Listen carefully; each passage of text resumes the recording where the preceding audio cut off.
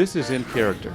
I'm your host, Gerard Robinson, Vice President for Education at the Advanced Studies in Culture Foundation.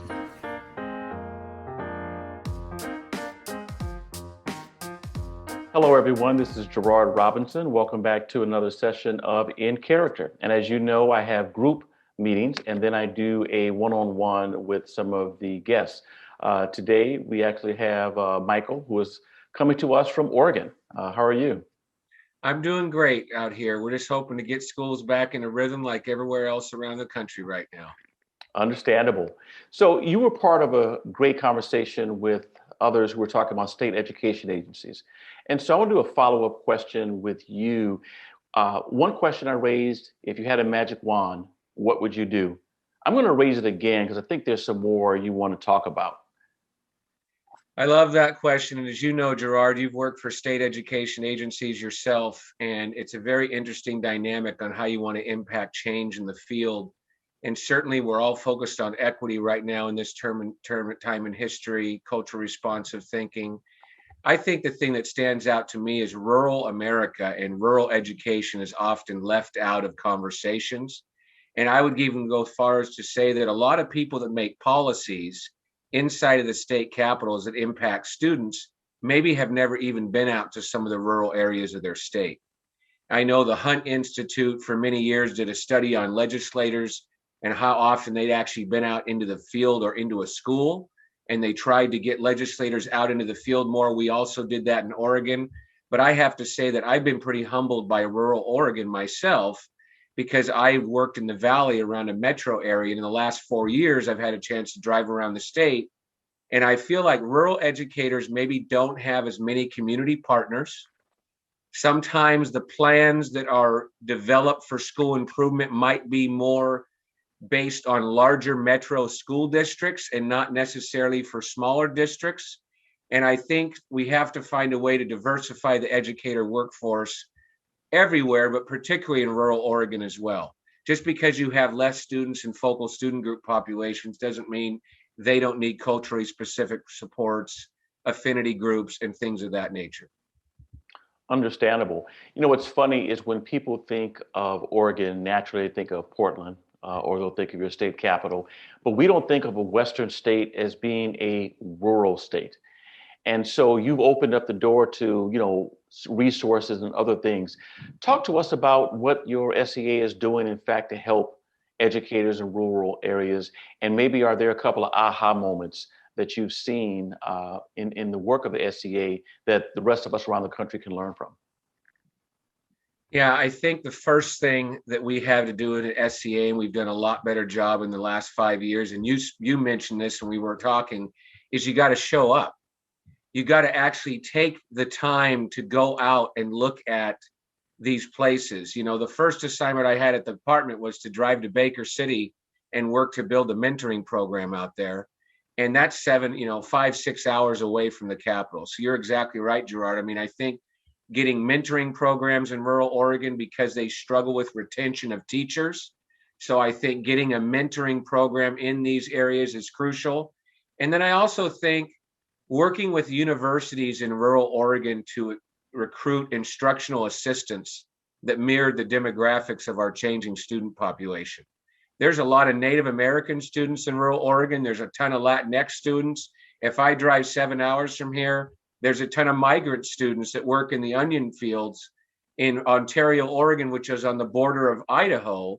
And certainly I think the more we can get instruction to be culturally responsive, but to get more staff members that mirror those populations. And I'll give you an example. One of our finalists for the Teacher of the Year program is from Ontario. And she originally was in that district and was told as an EL student, you shouldn't consider all these career options because you're an EL student. And she said she felt so emotionally moved by that she felt like one day she should come back and teach and provide those opportunities for those students and give the district credit. They ended up hiring her back when other districts told her that she had an accent.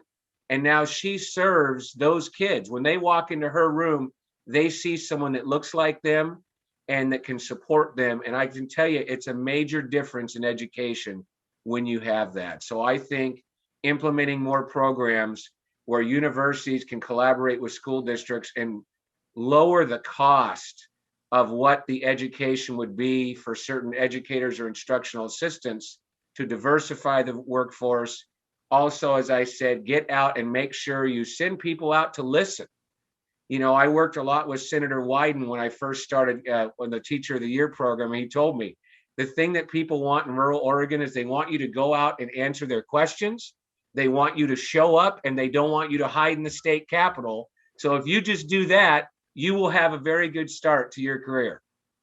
You know, it's funny because people often talk about those who live on high, and it's often a euphemism for people in the state capitol who don't travel there. It's very interesting. A number of us may not have had an opportunity to travel to Oregon or even to go to the state capitol or to the SEA. Just tell us a couple of interesting things about your agency that the listenership would like to know.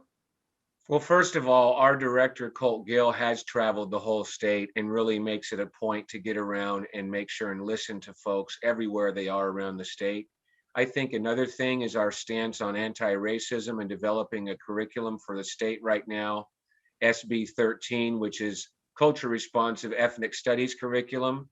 And we're going to have, for the first time, Gerard, 9 federally recognized tribes in Oregon are going to have their own curriculum for each region of the state. And we have our first ever Apache Siletz Teacher of the Year. So I think our stance on equity, anti-racism, and we just did some things to ban swastikas and the Confederate flag inside of school grounds and developed a lot of legislation around that to make sure that we can support school districts. You wouldn't think we'd still be there in this day and age, but we are. And just to be honest, I had a rural superintendent call me and said, Michael, I want you to come visit me. And I want you to notice how many Confederate flags there are when you drive the road out to the district.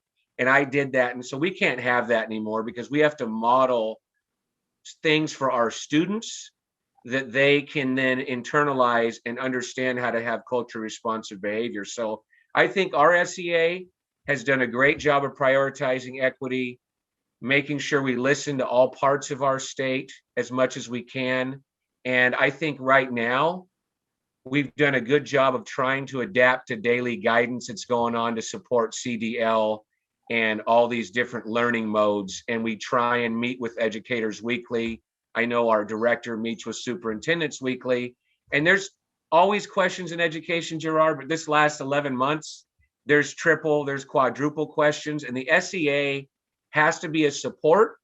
But at the same time, you know this, Gerard, we got to take some things off the plate of districts in terms of needs assessments, different requirements we have, different platforms that they have to use. And I think this pandemic has caused us to look at how can we take stuff off the plate of educators? How can we delay some deadlines? Because it's all hands on deck. Everyone's got to find kids right now, get them caught up, engage them, and give them mental health support. So those are some of the things that I think our SEA has done a really good job of. I mentioned during the opening, before we went on board, that we opened up our schools, some of them here in Charlottesville for the first time since March of last year. Where's your state or your former home district as it relates to opening, virtual, hybrid, all those things? I love this question because I represent the eastern side of the state, and I had calls the first few months, don't close us down. There's no one within 100 miles out here. And as you know, establishing the metrics was a complex task by the health authority and the governor and those types of things. Right now, Gerard, I think about 2/3 of our school districts are back in session, mainly in rural Oregon, and then some on the perimeter. The metro districts are just starting to go back into hybrids. And there was an announcement by the governor last Friday that everyone's going to be back in school in April. You know, Gerard, that some parents will still decide to keep their kids home.